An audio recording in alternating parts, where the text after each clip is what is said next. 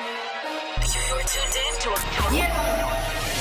Grown Folks Production. In the mix. With the commish, Nate.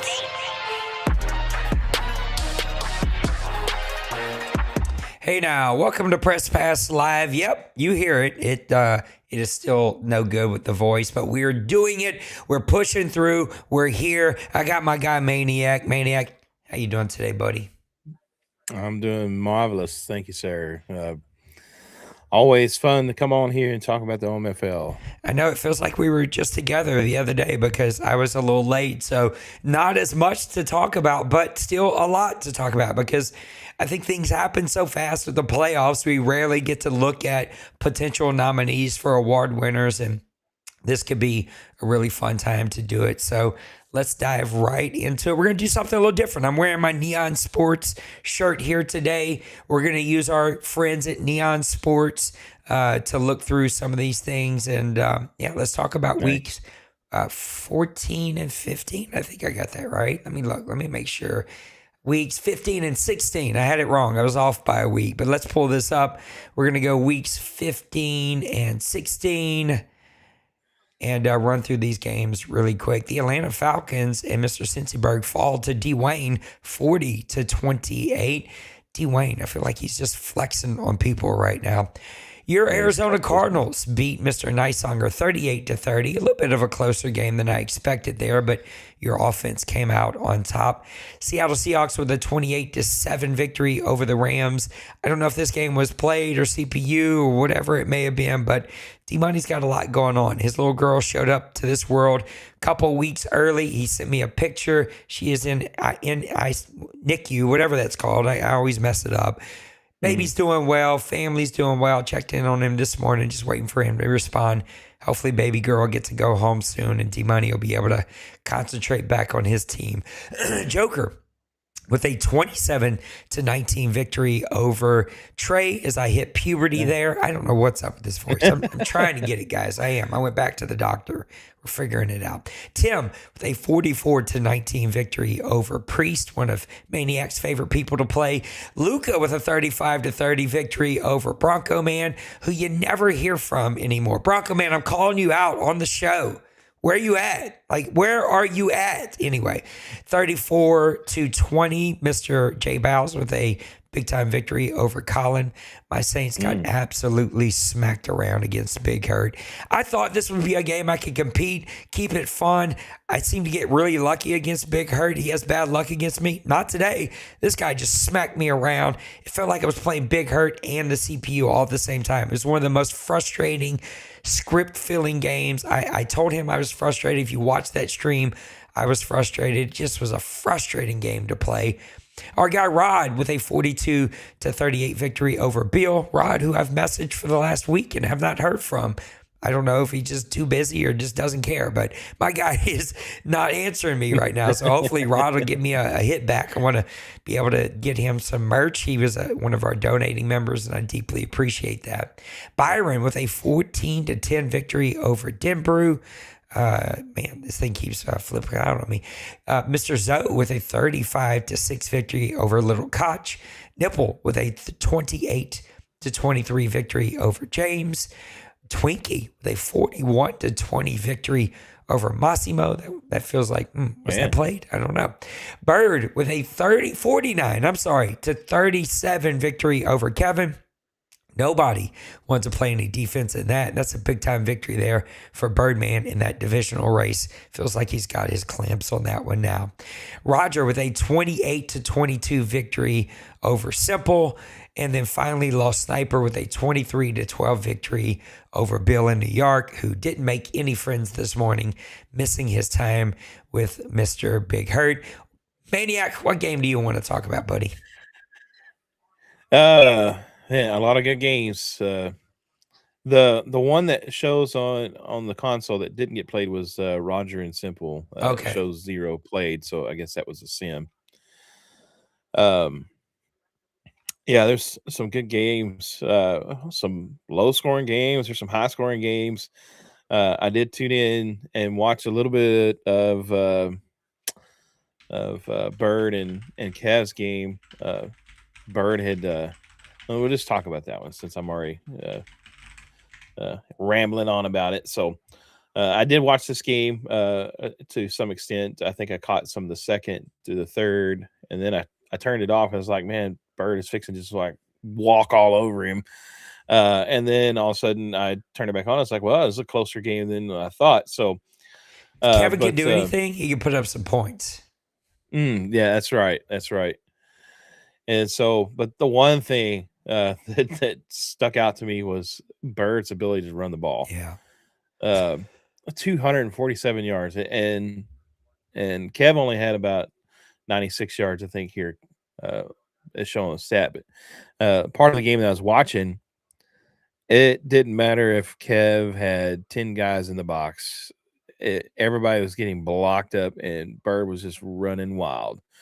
So watch out. If Bird's team is playing like this in the playoffs, and Kev's got a good defense, he's got a good front seven, he's got that uh, um, really good couple guys on the line, and then he's got that linebacker, Boner or Bonner or however you say his name is. But Let's go with Bonner. It just feels a little less icky. But yeah, he's definitely really good on the front seven, Yeah. and Bird was just running through him like he was nothing. So watch out. Both teams had the turnover bug. Bird only had one less than Kev. He had three. Kevin had four there.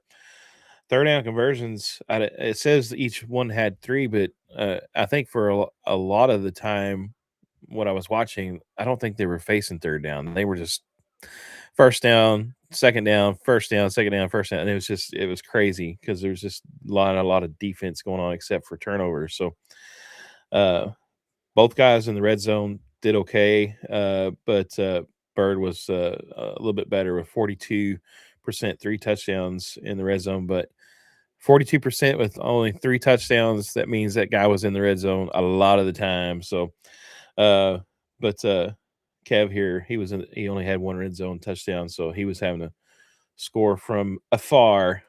Long distance relationships there for Mr. Kev. Bryce Young, 5 touchdowns, 0 interceptions. Okay, so he had 0 interceptions. He had 3 turnovers. That means he fumbled the ball 3 times. That's by Texas math anyway. So St. Louis had 3 touchdowns. St. Louis, I guess, would sound more professional, but 4 interceptions. And the dude was sacked 3 times, so he was feeling the pressure and making mistakes. And obviously, that was a big outcome in this game. But Brooks nearly surpassing 200 yards, so just fell a little short. 193 yards rushing on 18 carries, had a touchdown. There was a fumble. Let's see who else. Young fumbled, and he's got a mysterious fumble somewhere that's not recorded. So anyway, um, but man, 193 yards rushing from Brooks. He was trying to shop this guy in the offseason, and Yeah. so he keeps him, and now he's just going to be all world. Probably one of the guys that's going to be vibing for one of those Yep. awards we're talking about. And the rest of the guys, they contributed here. But the one thing you look at for the Buccaneers, they could not get the running game going. They had a little sprinkling here and there, but nothing to really solidify a good balance on offense. Brooks also helping in the receiving category, 2 receptions, 110 yards, and a touchdown. So Brooks is just getting it done in all phases. Francisco, 5 receptions, 109 yards, and a touchdown for the Tampa Bay Bucks. Leggett, 2 touchdowns on 4 catches. McMillan, touchdown, 4 catches. Palmer getting 4 catches, only 40 yards, but 2 touchdowns. So he's a red zone, outside the red zone area. Probably did a good job for him there, but nothing really to help establish his offense. And then on the defensive side, we'll look at see who made the contributions here. Dabby, the Abbey, 3 tackles for a loss. Bonner with 2 tackles for a loss, Hamilton with 2 tackles for a loss. So Tampa Bay, again, we're talking about the front seven. They were making some plays in the backfield, but just not enough consistently, I guess, to make an impact against that rushing attack of the Panthers. But those sacks coming from Cloud for Tampa, I'm not even going to be able to pronounce that name. Umanlin. Oh yeah, good luck with that one. Umanlin. Yeah, Uman. We'll just call him Uman. All right. So he had a sack. Franklin Myers had a sack. Slater had a sack. Carolina all over the field on defense. I think it's Umanwellin. I'm screwing it up. That's where we need Trey. That's Yeah. We just need to get Trey to pre-record all the names in the league. We'll just push a button and play it. Morag had 2 interceptions for Carolina. Horn had an interception, and Cole. So his DBs were making some plays for him on the backside. And anytime you play in Tampa Bay, you know Kevin is going to attack the seams. He likes to stretch the field, and so if your DBs can make plays like that, you're going to give Kev some fits, and it usually gets him behind the 8 ball. And you'll see some issues like that. So, but it was a great game, though. It ended up being a little closer than I thought it was going to be. And it just goes to show you, once you get a lead, you can't let up, because these guys can come back on you at any time. I feel like it's one of the side effects that, as well as Kevin has played with his middle linebacker, if you get out of position in the run game, brother, you're going to give up some yards. And again, I didn't watch this game, but my assumption is that maybe Kevin just got caught up in blocked or in the wash or whatever and just gave up some big plays. More frustrating to that, though, if I give up 11 for 13 for 5 touchdowns and 300 yards, I'm ready to punch a cat. Like that, just 11 for 13 with 5 touchdowns, that just feels like a cheat code. It's so frustrating whenever you play these guys that they're super, super efficient, like way too unrealistically, I should say, efficient, and it just drives you nuts. You're like, all right, I can't stop the run, and you're not missing a pass here. Just want to kick a kitten. You know you're having a bad day when the running back is the leading yards reception guy for that winning offense too, because 2 receptions, 110 yards, and a touchdown. That's you're having a bad day, and it's when you're like, I need reset. Yep, it drives you nuts. One of the things, I don't know if our board members are going to get to watch the show, but if anyone does, I'd love to start keeping track of away wins, fair sim, home force wins. Discord, listen to me. Neon Sports will track all of this for us. They've also added a really cool thing here recently in the latest update about suspensions. So we'll be able to track suspensions over here. Nice. They're just really, really adding some cool things in this latest update. Before we wrap up week number 15 and go to 16, Mr. Randy in the chat says, Nate, Maniac won't kick to my cornerback Johnson anymore. So evidently there was some return touchdowns on you and y'all's game. Yeah, the very first kickoff to him was a touchdown, and my guys were not even nowhere near close to sniffing a tackle on that play. I was like, nope, I'm not kicking it there no more. Absolutely. Not just boot that thing out of the back end zone, go play some defense. Week number 16, there's shockingly not a lot of games played. I'm sure Bill is somewhere just eating his fingernails as he looks at this week. He did play, though. The Giants beat Mr. James 31-24. I think there was maybe a couple games this morning, just hasn't been updated here. Bird comes away with a 33-20 victory over Tim. It is so shocking to see Tim at 3-12. I don't know if it's been just the all Madden switch or if his team just needs to transition, but that's been a bit of a shocker to me. Colin, a 37-24 victory over our friend Nicehunger in the chat. Zoe, shockingly, I didn't get to see this game, but I see the score when it popped up, 27-7 over Meat Boy. Congratulations, Zoe. You're freaking earning you that playoff spot that I say you couldn't earn. You're proving us all wrong. Your Arizona Cardinals with a 27-13 victory over Green Bay and Mr. Priest. Lost Sniper with a 34-29 victory over Cincyberg, who We can't prove it, but I'm going to say it. Full tank mode. We are full tank mode over here. There's no way that Cincyburg, in any stretch of the imagination, is a 4-win team with that team. We are not trying to win games. You may not be trying to lose them, but you're not trying to win them. Maniac in the few games that have been played. What up, Johnny Bows? What up, Kev? What do we want to talk about? Well, there's one that hasn't been updated there on the Discord yet. Leon Sports, but shows Indianapolis got the victory over Big Hurt in Jacksonville, 35-21. CPU game. That's the game. I don't know if you got to see the main chat this morning. Okay, I get it. Hold on. Let me switch scenes here. I get it. Super frustrating. Bill in New York, if you watch the show, not acceptable, brother. We're all adults. We're all tired. Twinkie, love you. But I'm going to call you out from last night. Twinkie and I had a time set up. I moved my schedule around to work around with the wife and everything. I was going to play Twinkie, and he tapped out because he's tired. We're all tired, brothers and sisters in Christ. All of us are tired. We all have multiple things going on. Like, you're not the only one sleepy. Guess what? You play Madden sleepy because you signed up for this.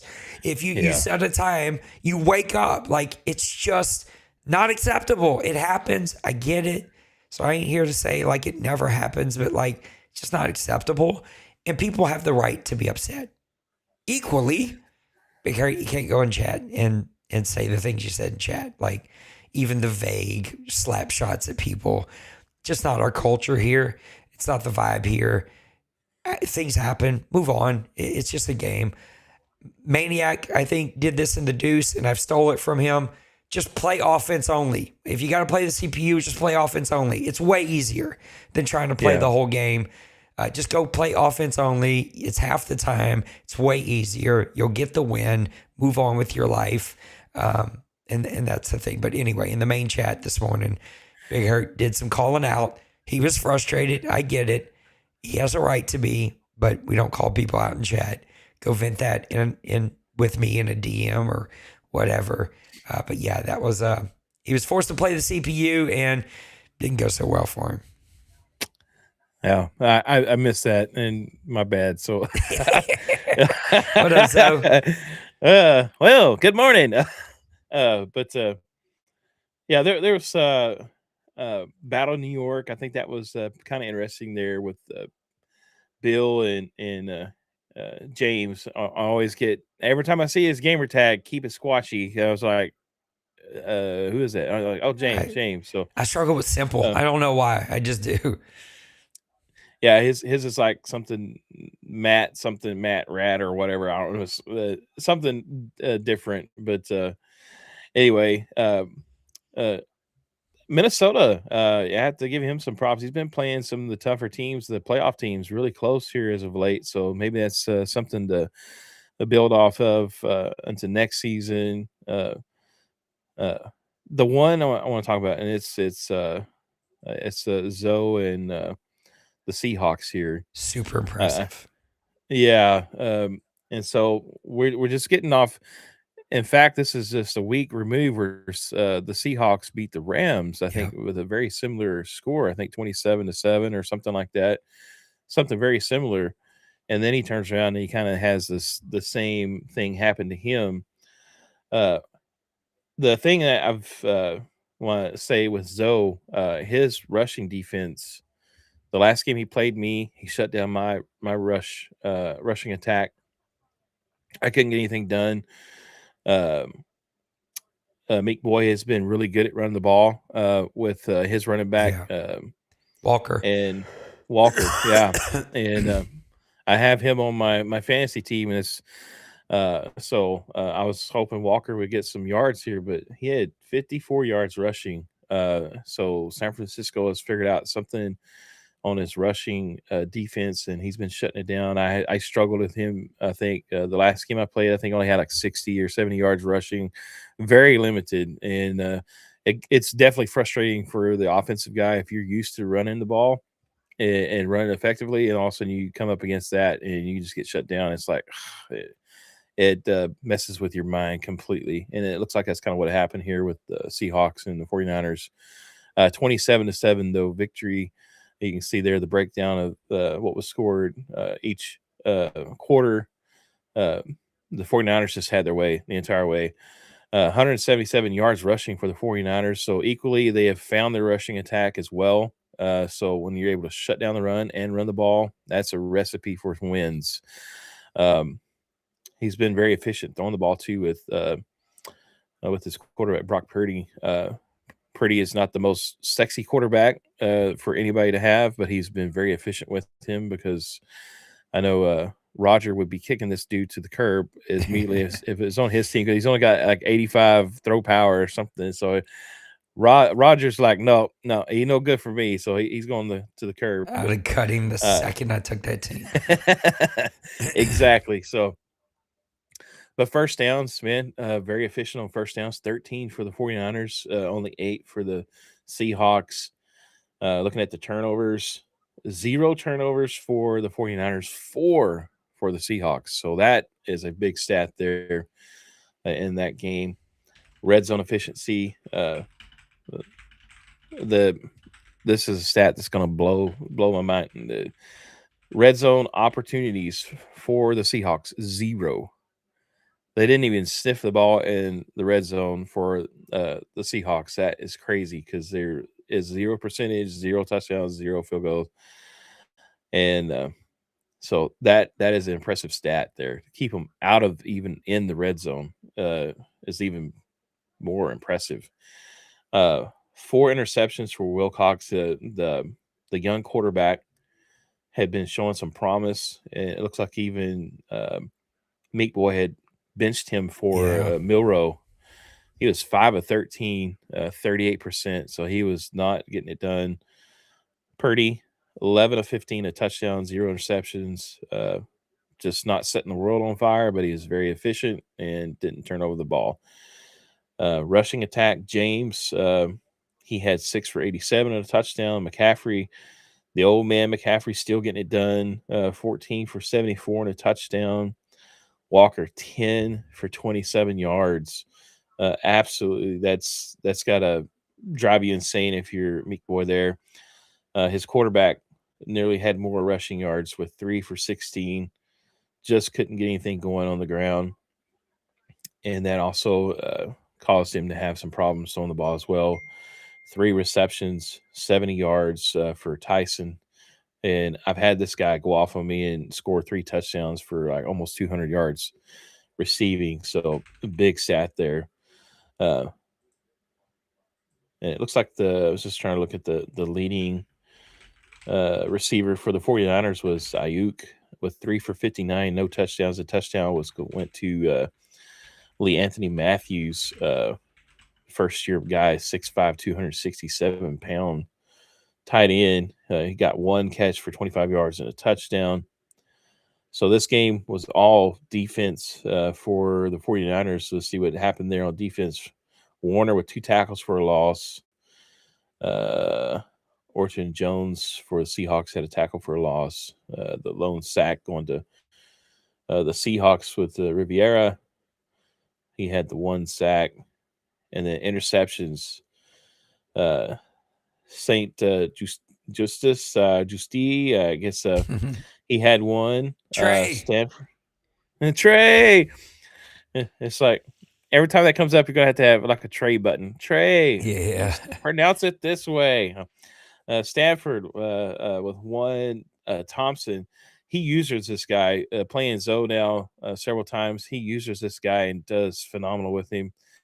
I think he's probably you're probably the best in my book. I still think you're the best safety user right now in the league, but he's a close second, Zoe, because he can make you think you got something open and he takes it away.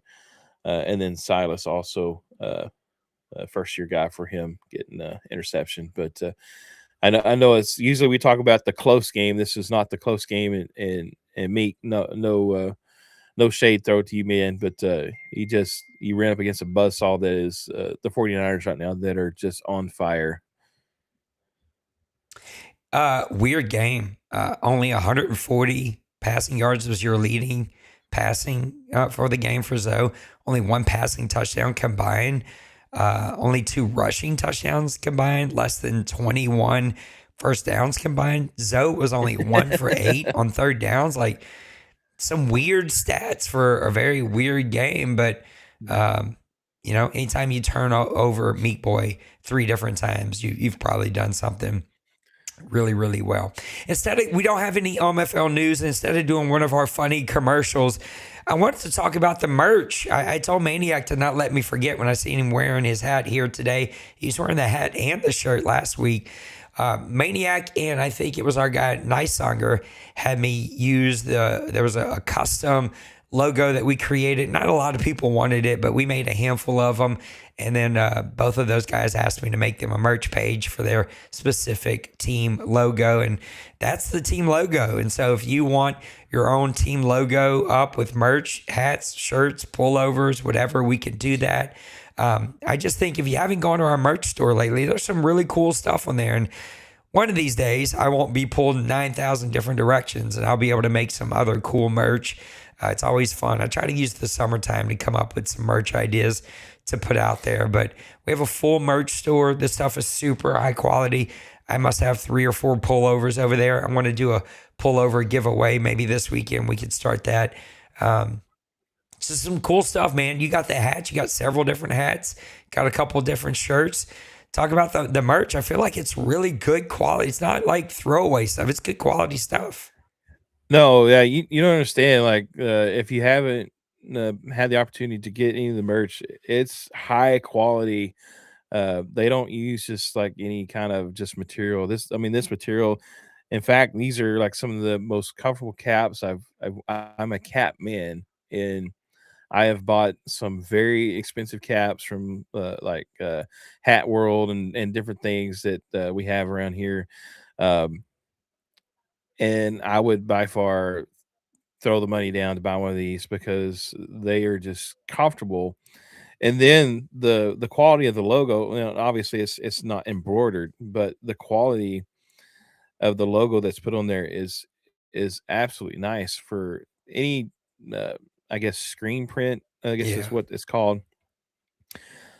Most of the time, anytime I've ever bought a screen print, and we have a couple of local places here that I've bought some merchandise from, within the first year, it's all peeling off, and I have not seen any of this stuff. The logos and stuff have any kind of weathering or stress cracks or anything. It's very high quality.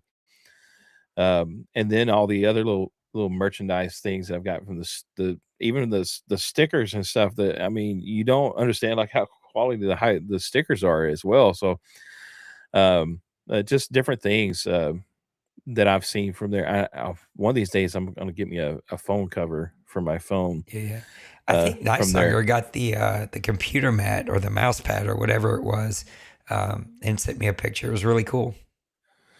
Yeah, and so like I said, I'm a hat guy, cap guy, whatever, and I've got to cover up my bald spot, somehow. But um, yeah, I would if I'm going to buy a cap, I'm going to buy something that's high quality Yeah. because man, I've bought some things and they have not lasted, but these I've got the Deuce cap.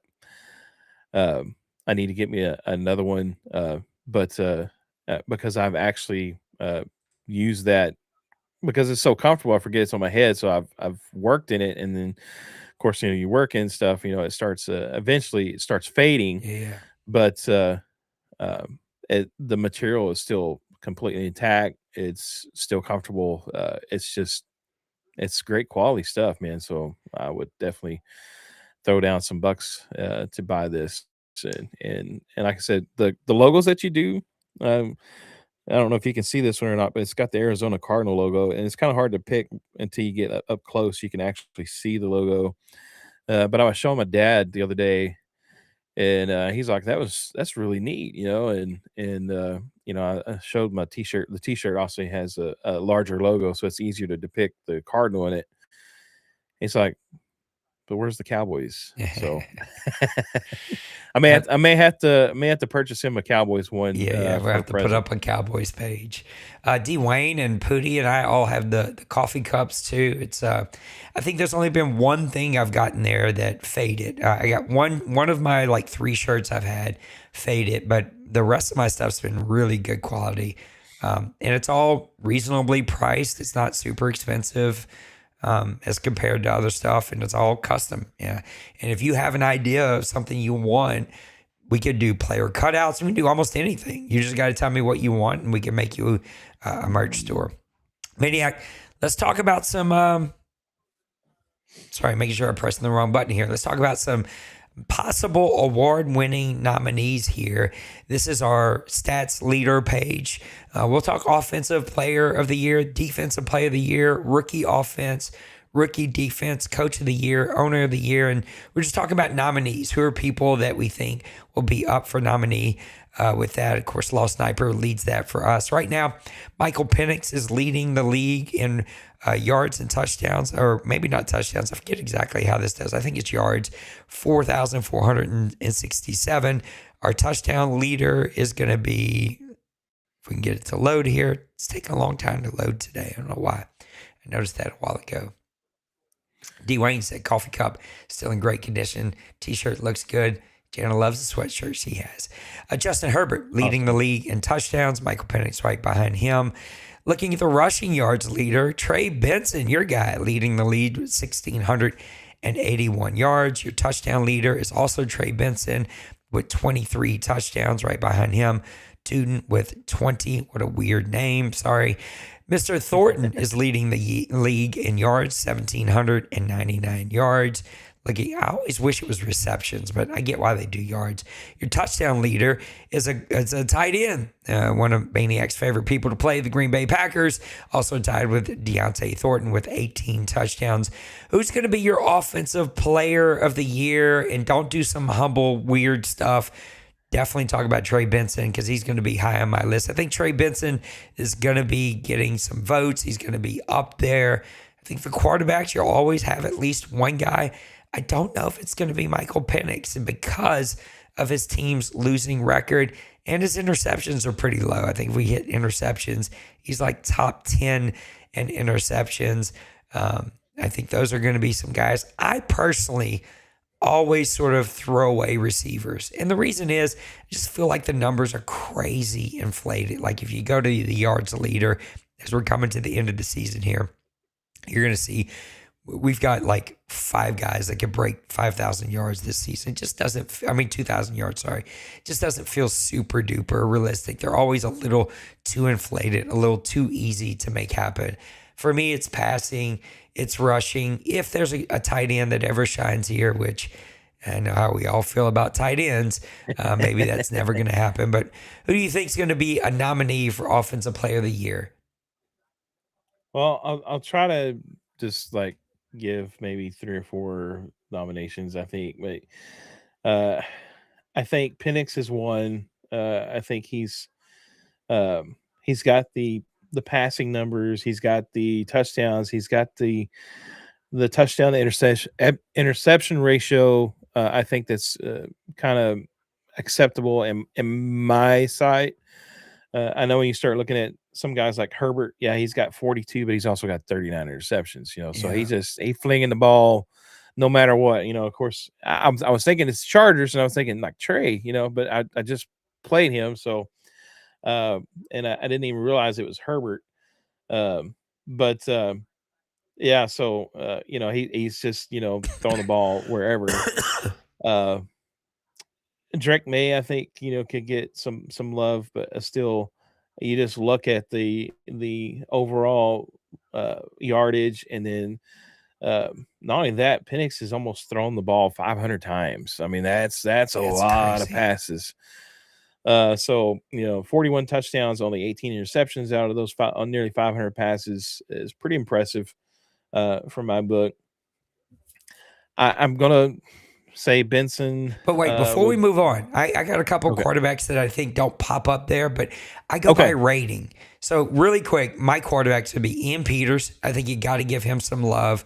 He's been hurt a Okay. couple of games, but still he's leading the league in starting quarterbacks in the best QBR in the league at 125.7, 36 touchdowns, 13 interceptions, and he is averaging 63% completion percentage. Jaden Daniels has to be talked about. Your guy, Tremaine Jordan, has to be talked about. He's second in the league in rating. And then the other two guys, I'm naming a bunch here, but Brock Purdy, we talked about him just a little bit ago. Even with a weaker arm, he's 31 and 12 touchdown to interceptions, Wow. Yeah. 68% completion percentage. And then the guy that drove me nuts, I'm like, how do you stop Dwayne with this guy? But Jack Faber, 29 touchdowns, 8 interceptions. I know those aren't super duper inflated, but he's only played 14 games, 70%, 69.35% completion percentage. It's just crazy numbers. Halfbacks.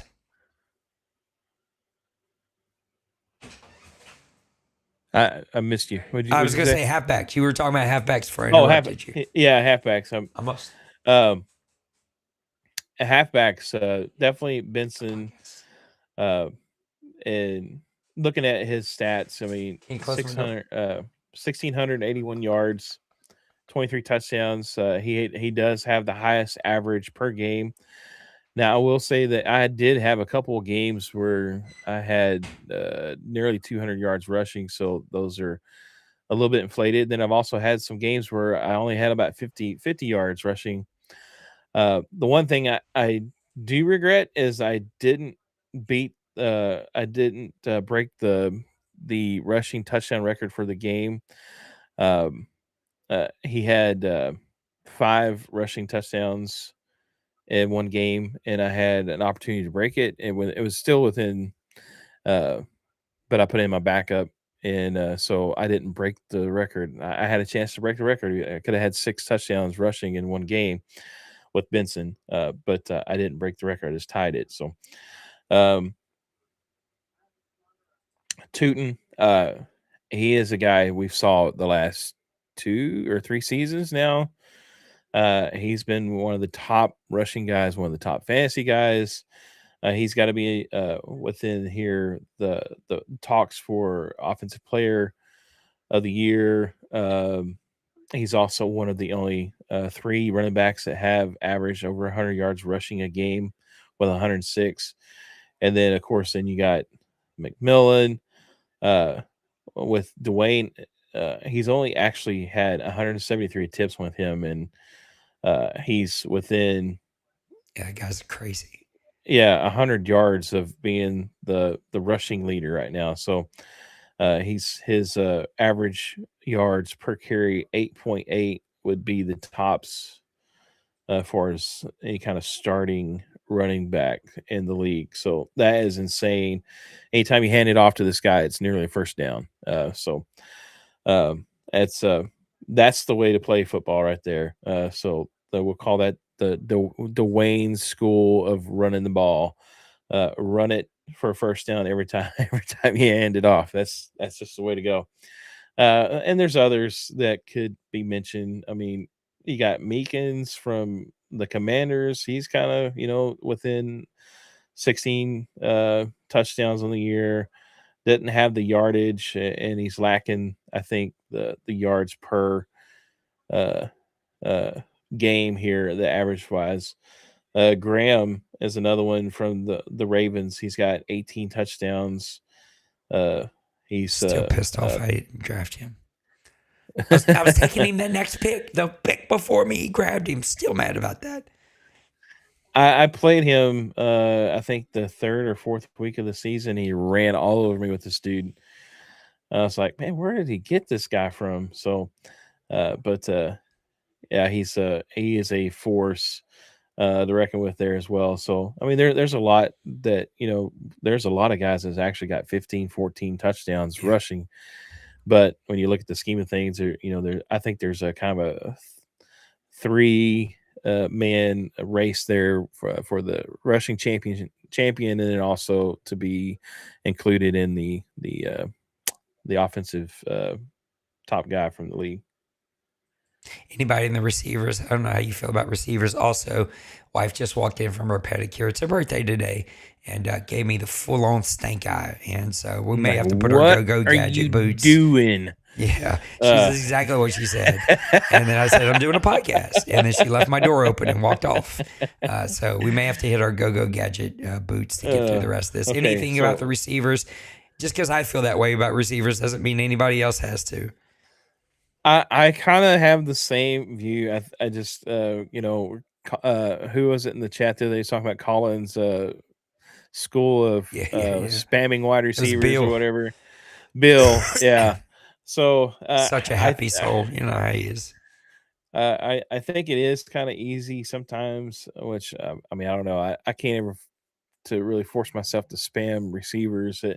I always seem to, when I look at my stats after a game, I have it spread out all over the roster. Like my fourth and fifth, sixth guy always either has a catch, for, but there has been a couple times my top guys gotten the most looks, but I think one guy you have to look at though is Thornton, because he's got 18 touchdowns.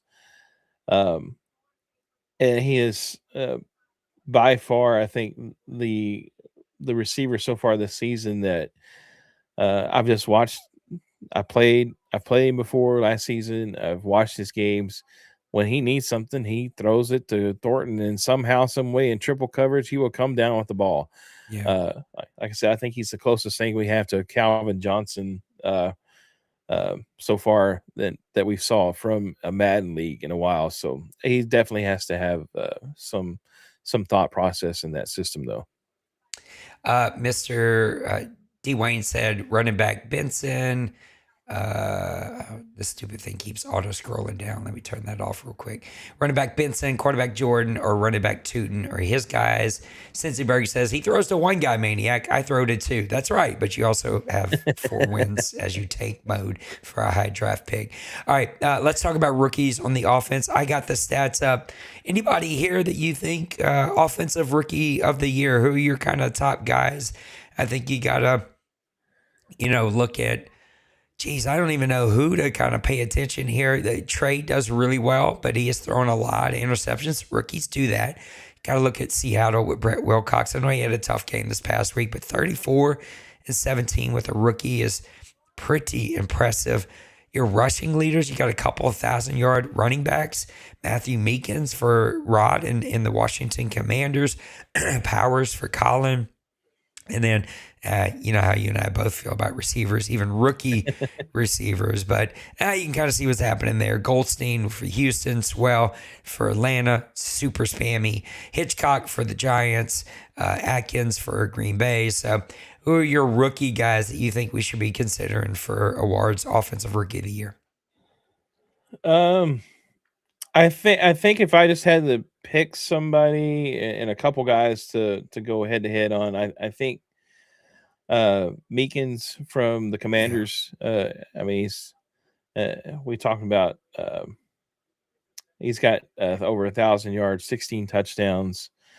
That's pretty impressive there on that stat there myself. If I look at that, it's I don't think running the ball is as easy as it used to be. I know, like back in the Mo era, where you get a rookie running back and you could just turn him into a superstar every season.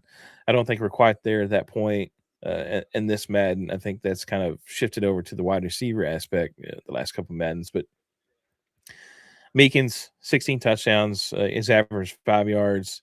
I don't know what his O-line looks like. I do know that he had, from his Super Bowl run, he had several guys that retired or switched. So I don't know what his actual O-line situation looks like, but he's already got over 1,000 yards on 216 carries. And so I think he puts himself right at the top.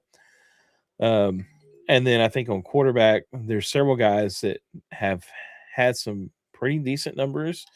And I think except for the last game, Brett Wilcox, I think, was having a really phenomenal year, and I don't think you can just throw that underneath the bus just because of the one bad game. But I think he's been probably the more consistent quarterback rookie so far this season.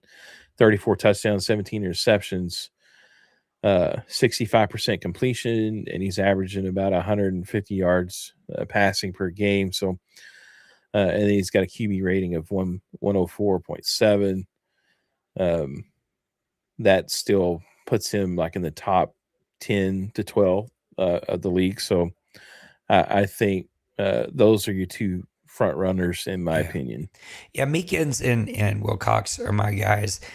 Looking looking at the Sewell for Atlanta, since he's in the chat, 123 receptions. That's grosser than a Diddy party. I just can't. I just can't with you guys and the spammy receiver stuff.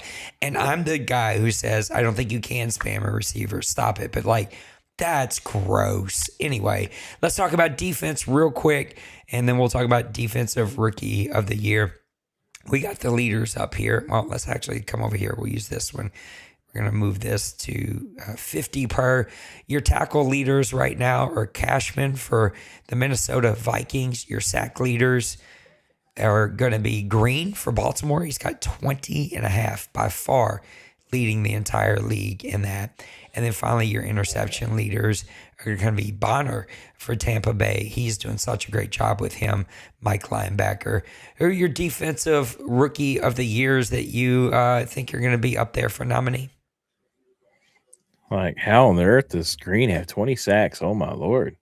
He is by far the leader. There's nobody even close. Yeah, I mean, like, he is up there, and he's getting after the quarterback.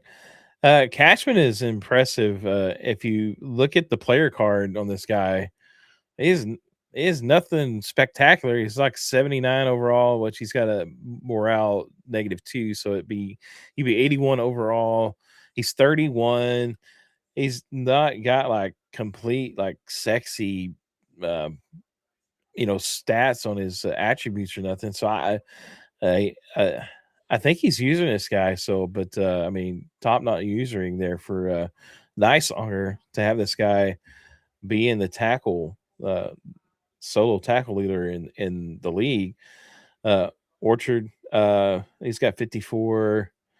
If you look at the total tackles, Herrick from the will linebacker for the Jags has 126 tackles. But Cashman there in Orchard are also I don't look at that because they count, of course, in game. They count the yeah. assists as well, and it's like, that kind of inflates it, you know? Yeah, yeah. Yeah, I definitely understand that. I don't know what the algorithm is for like the Pro Bowl selection Right. now, because a lot of that stuff I think is kind of automated for um what Loss has done. I think he puts in like uh Loss would have to explain that. So but then I think you look at tackles for loss. Green, 36 tackles for a loss. Yeah, it's I mean, impressive. you got 20 sacks, so that counts as a tackle for a loss. But then you got 16 other tackles or tackles for a loss. Phillips has also been in the backfield a lot. He's only got 10 sacks and he's got 33 tackles for a loss. So he's definitely improved the tackles for a loss, not on top of his sacks. Sexton, 26 tackles for loss. All those guys, heavy tackles for loss, making plays in the backfield. And sacks. I mean, it's just like you got the one guy, then you got a bunch of other guys that are just like really close, So it's like by that stat, I mean, Green's gonna take it and run with it. I do think like looking at the rookie Peterman, that's an impressive guy for the Commanders. 12 sacks, 18 tackles for loss. Carter, another guy.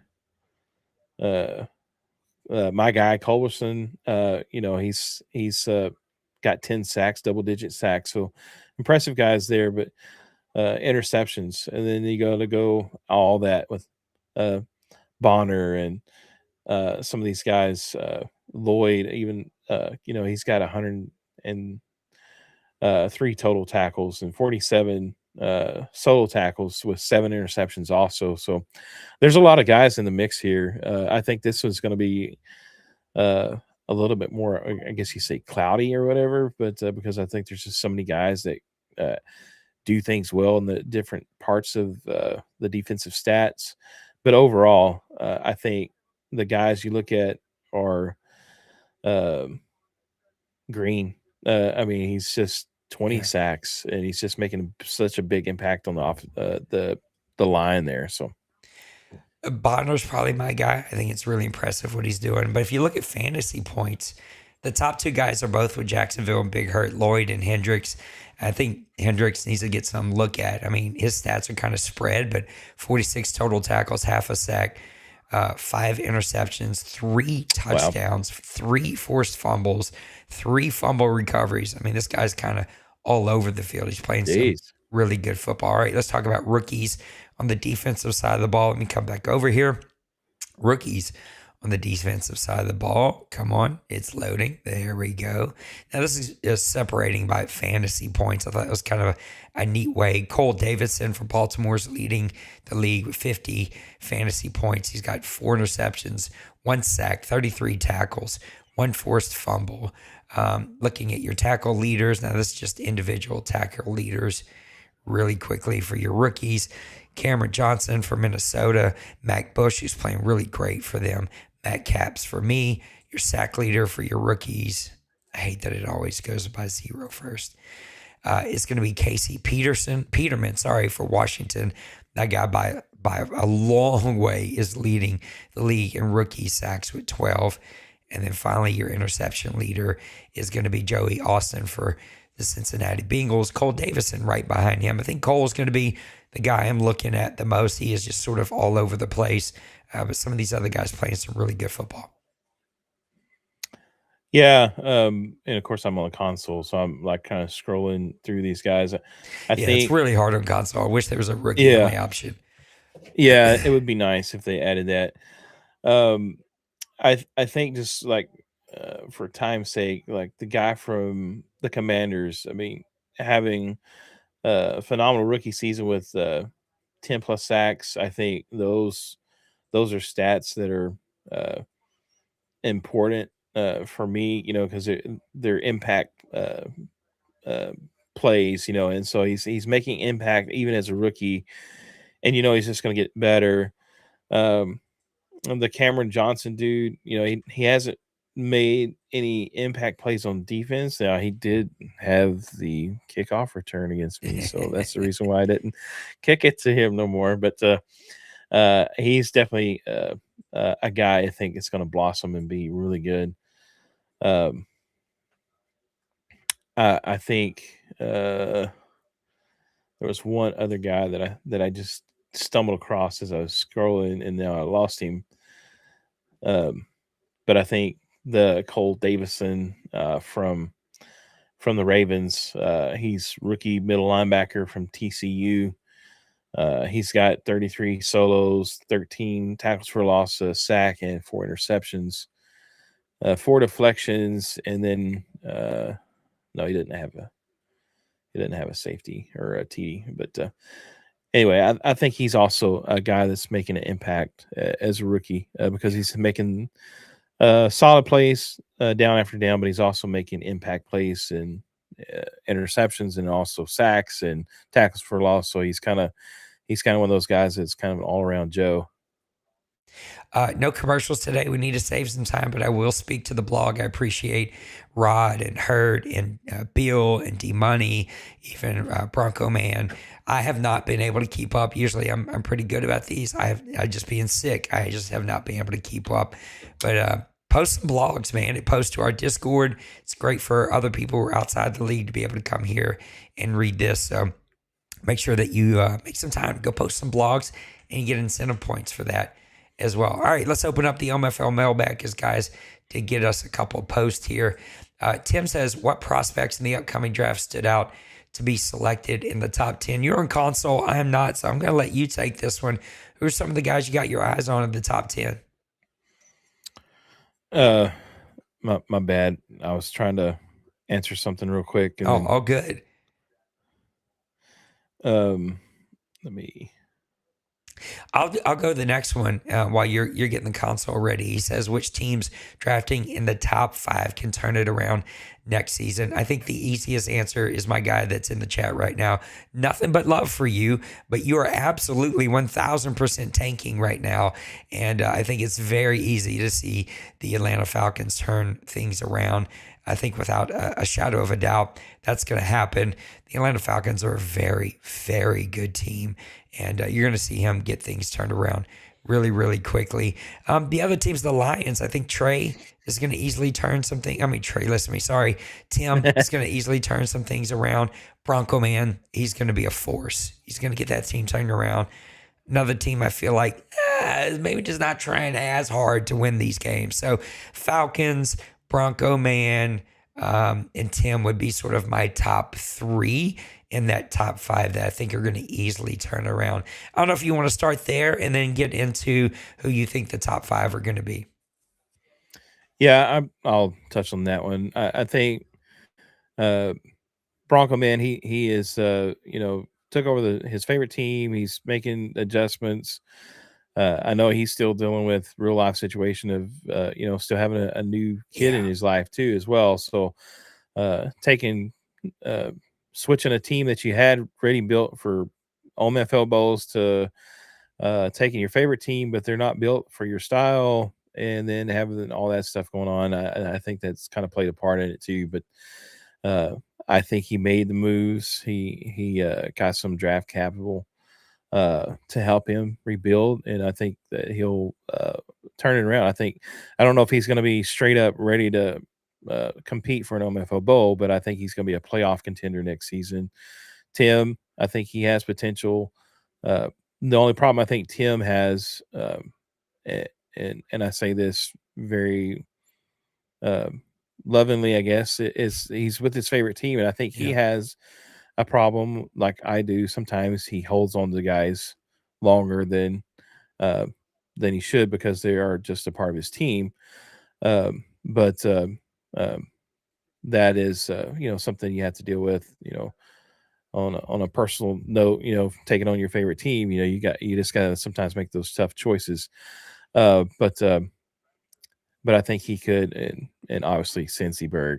I think just like with D Money last season, he had the first overall pick. I think because he had only 3 wins, 2 wins, and then if Cincy's got a top 5 pick here, definitely I think he'll turn this around. He'll be competing and Yes. probably giving Bird a headache. So that's a good thing though. Bird always needs a headache though. Top 5 rookies that you think will go. Top 5 rookies. So with my limited scouting that I have, I think we need to bring in Roger on this segment. Yeah. Yeah.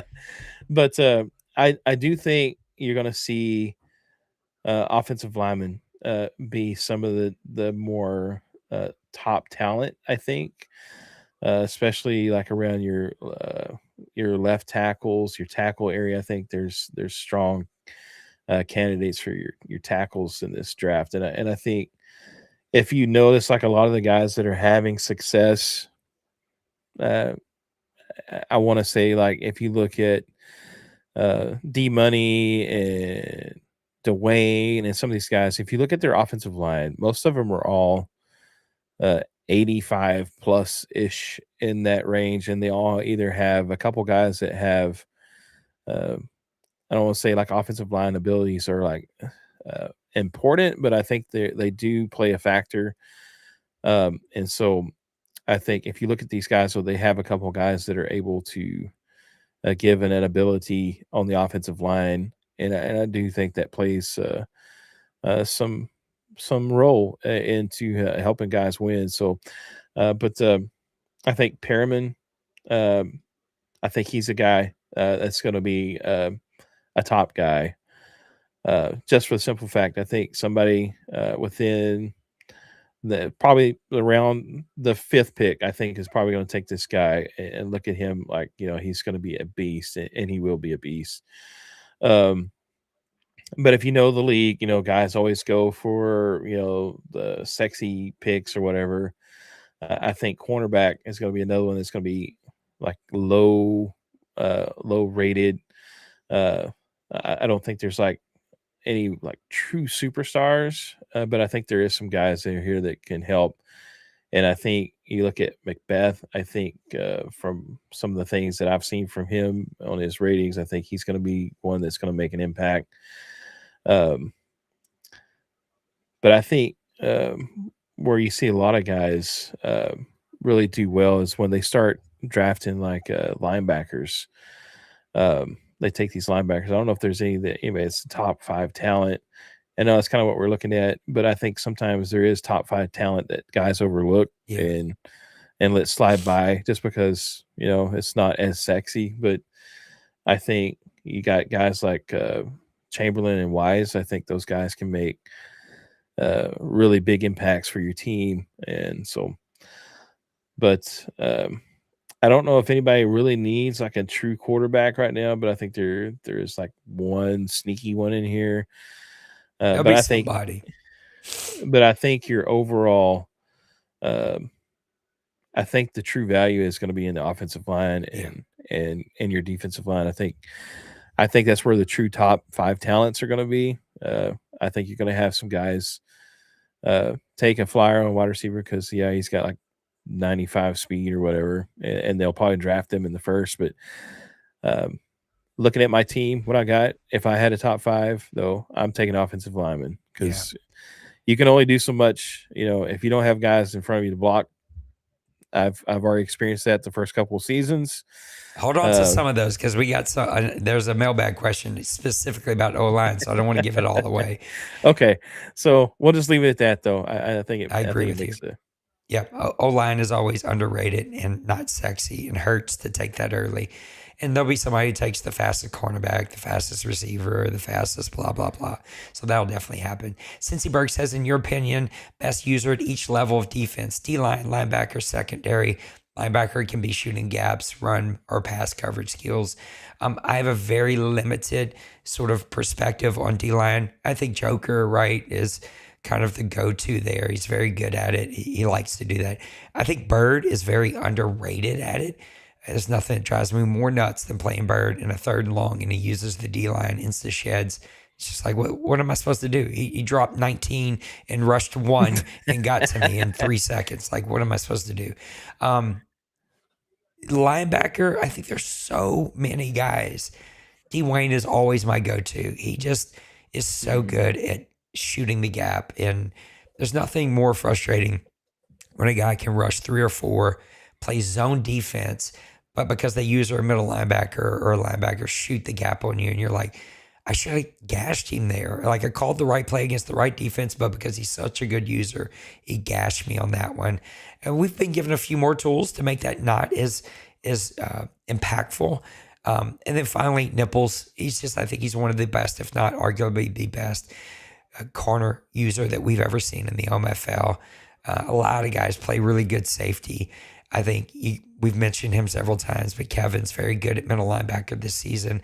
I think you play really good linebacker as well. There's so many guys that I think play linebacker really, really well. Rod, very, very underrated linebacker user. There's a lot of linebacker users. I think D-line and safety / cornerback, that's kind of where the skill is a little separated because less guys kind of use those. What do you think about those 3? Yeah, I always go to Dwayne. He's uh, with the linebacker. I'll start off with linebacker because I think that's where the most impactful always seems, because if he can come in, cover the run, cover the pass with that middle the field, it just takes away a whole entire section of the field from your offense, and so then you're regulated to try to work the fringes, the outside, and then it just makes it that much tougher instead of having all 3 faces of the field to work with. So I think Dwayne is by far the best user linebacker guy. I think if you look at, we just talked about him, Cashman, Nicehonger. I think Nicehonger is low key also a top linebacker user. I know the game I played against him the other night, he was shooting the gap. He was kind of running back in coverage. He was kind of reminding me of poor man's Dwayne at middle linebacker. So I think give him some props there as well. Um, D line by far Joker, and I think you have to throw in Priest in that category That's a as good one. well, because even the game I played against him the other day, he'll he won't use one guy all the time. He'll switch around to different guys on the defensive line, but you have to take note where he's coming from Yeah. because if you don't, he'll be right in your face as soon as you're throwing the pass or right where you're going to run the ball. So you want to try to scheme to run away from him or pass away from him or whatever. Roll away from him. Call play action roll to the opposite side where he's coming because if not, you'll find yourself on your back and or making a bad throw. So I think Priest is underrated. Joker though, we've always talked about Joker defensive tackle for seasons. In fact, there was one Madden where defensive tackle got banned or Yeah. semi banned just Single-handedly because because of him. Yeah. Joker. It was the kind of the Joker rule because it's like every play like whoop whoop and it's in the backfield whoop whoop in the backfield. So Chris Bourbon sound effects there by the way. So but and then uh DBs. I split up cornerback and safety are two different things. Nipple is by far the best cornerback user that we have in the league right now. I don't think anybody else Yeah. hardly touches it. Uh, but then I have to go to safety, and I talked about this already. I think you, to me, are right now is the number one safety user in the league because I every time I watch your games, you just have, especially if you have a good player that you can use her back there. You can cover ground and you always seem to read the play. My problem is I start if I play safety, and I know I'm like going around in circles here with the conversation, but when I play safety, uh, my attention gets thrown over here, and like Yeah. all of a sudden I miss the play on the backside, and I'm done messed up and gave up a touchdown. You're very good at manning that middle of the field and taking away, and even though it looks like you may not be taking it away, and all of a sudden you reverse field and you're covering that area. So Zoe has to be number two, I think, on that. Mm-hmm. But It's a good one too. he's just very good at that as well. So yeah, but as far as cornerback, nobody as good as Yeah, Nipples. So Nips. Yeah. I appreciate the love from everybody, even Joker in the chat, but I have not played good safety this cycle. I don't know why. I just haven't found the right player or whatever. Um, yeah, I just haven't been very good. I need to get better. I've also tried to move around a little bit because the linebacker users are so impactful to a game. I felt like I was not as impactful. I've tried to force myself to use linebacker a bit more. Cincy Berg says, "Do you think offensive linemen are more impactful in the first season of all Madden?" My easy go-to answer is yes. My upgraded offensive line, even though I lost one of my starters for possibly his career, but definitely this season, is gone. And my offensive line as a whole has protected my quarterback better. And I know my record doesn't show a great improvement, but it has improved. And I think it is all because of my offensive line. I think they, as they should be, are more impactful in all Madden than they were in all pro. Any thoughts about the offensive line? yeah, without a doubt. Uh, I've like I said, I've experienced that from both ends, and having just a couple guys added to the mix on my offensive line has made entirely total difference in the way my offensive line has performed. They've worked as a group. It's odd. I know All Madden, like you said, may have helped that some as well, just for them reacting the way they're supposed to. But it is so nice.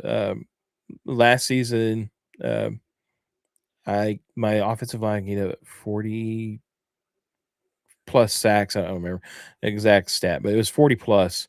Yeah, This season so far, I think we're at only like 15. So it's a big it's a big improvement. difference.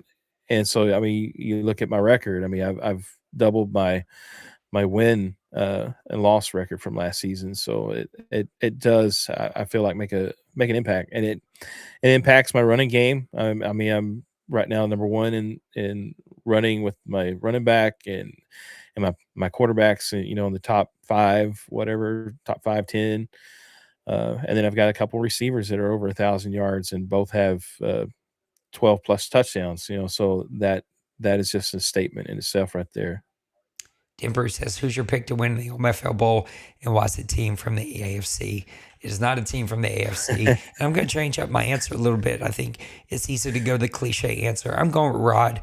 Very impressive what he did season one. I think he has a really impressive team, and he's at 11-3. He's right there on the cusp. He represented the OMFL for the NFC last year, so I'm going with him. I'm going to throw one crazy name out there, Zoe. Yeah. The 49ers. I think he's really hot right now. He's figured out something on that run defense. We're all talking about how important running in the ball is and stuff, and he has been shutting down everybody's run. Don't be surprised if Mr. Zoe's sitting there at the end of the season holding up that OMFL trophy. Denver says, if you had to give up your Saints next cycle, what team would you like to take over? I've played as a handful of teams over the 20-plus career of being here.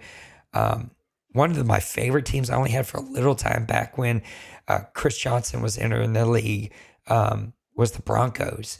And that was back when we could you could import draft classes. And so I imported a free safety named Johnson, and the running back. I had the Broncos for the one season. They were such a good, fun team. I used to have a lot of fun with Atlanta. I think it's because I hate them in real life. And so, I didn't care. I just shipped everybody off. I'm getting text messages from the wife, so I got to wrap this up. I would probably pick an AFC team.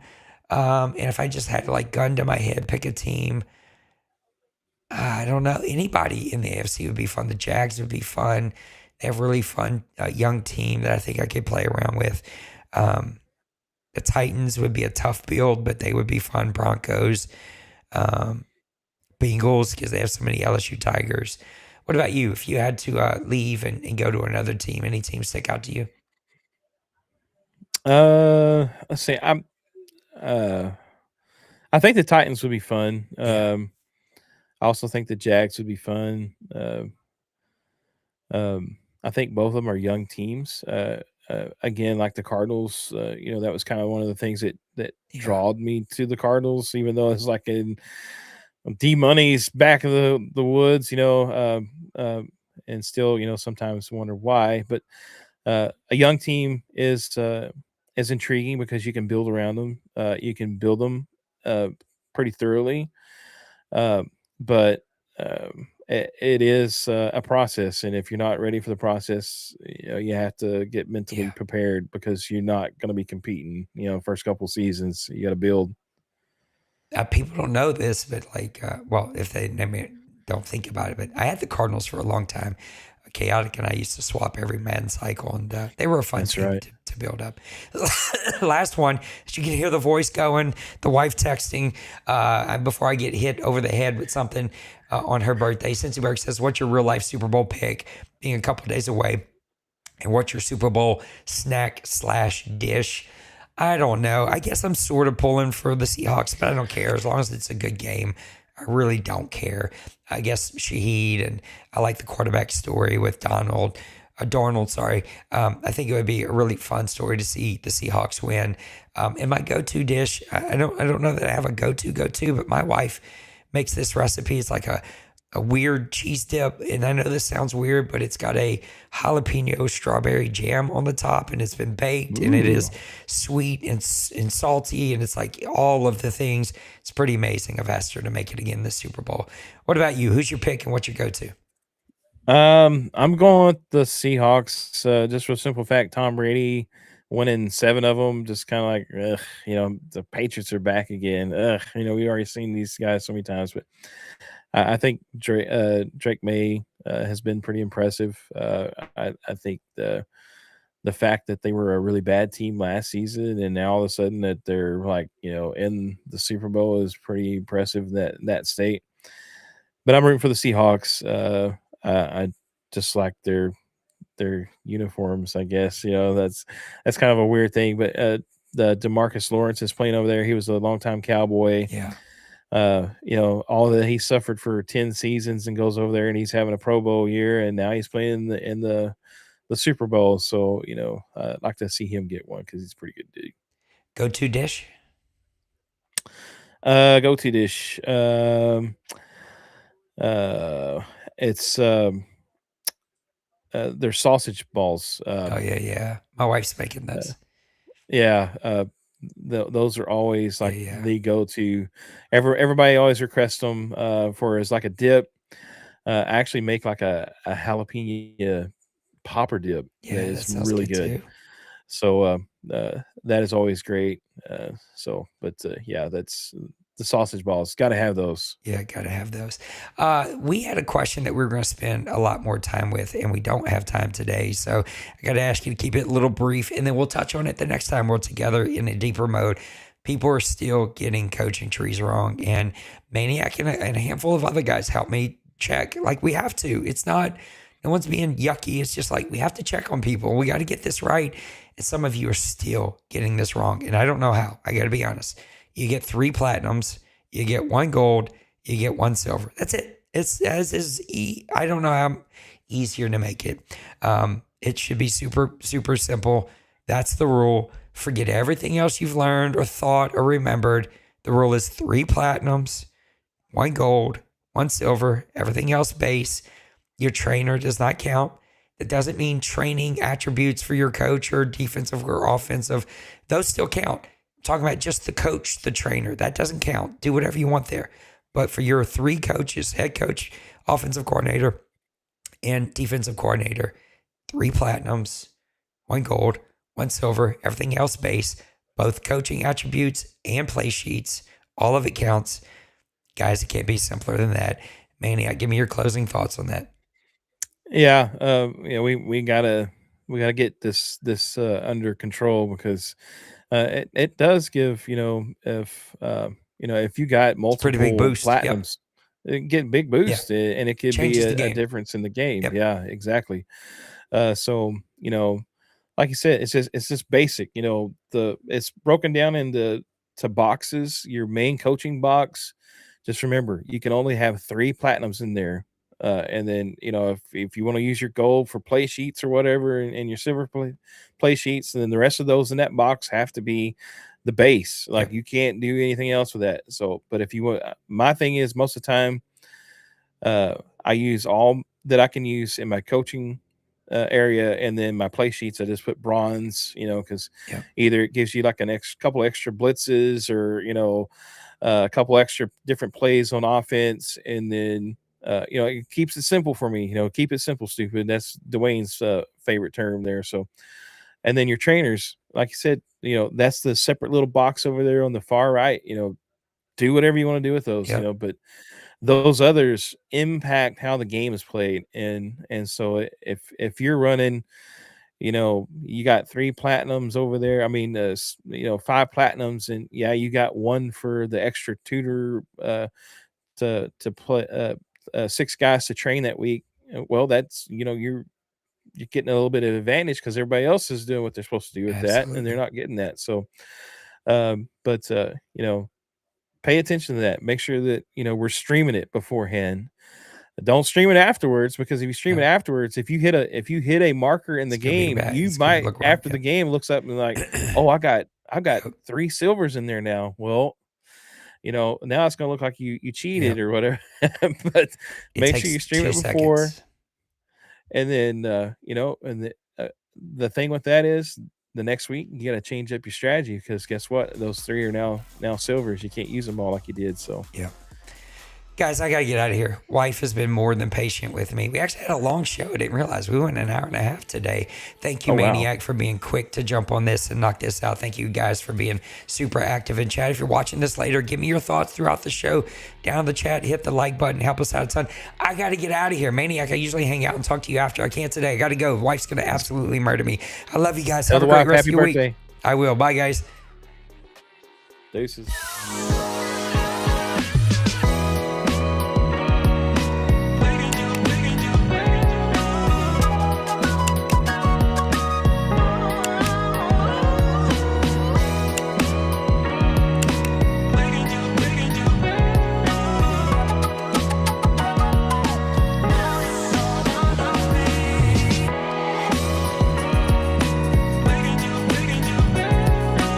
Yeah. Smash that like and subscribe.